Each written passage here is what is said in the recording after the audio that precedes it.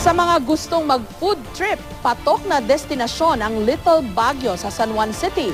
Parang mini United Nations daw kasi ito dahil sa samut-saring international cuisine na matatagpuan doon. Pasok pa sa budget kahit ng mga nagtitipid. May report si Micaela Papa. Nabansagang Little Baguio ang bahaging ito sa lungsod ng San Juan dahil sa akyat baba at pasikot-sikot na daan nito, kahawig ng zigzag roads ng summer capital. Ang isang barangay taxi driver na punta sa Little Baguio, nahihirapang lumabas. Ngunit tila matatawag na ring mini United Nations ang barangay na ito sa dami ng international restaurants na nagsulputan sa palikulikong kalsada rito. Sa Abad Santos Street, tampok sa isang restaurant ang Hong Kong street food kung saan lahat ng putahe under 200 pesos lang. Lahat ng ito niluluto mismo sa harapan mo. Mag-order ka, naisalang ka agad. Fresh siya.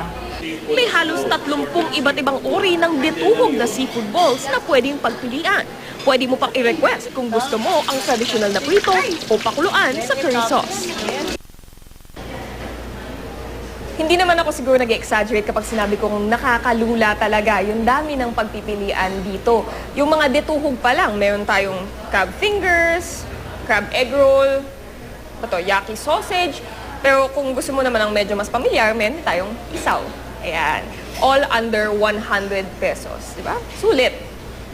Kung gusto mo naman ng mas mabigat sa tiyan, meron ding mga rice meal sa halagang 150 hanggang 185 pesos.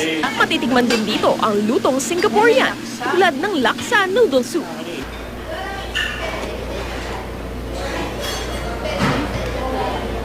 Kakaiba siya, no? Kasi lasang gata.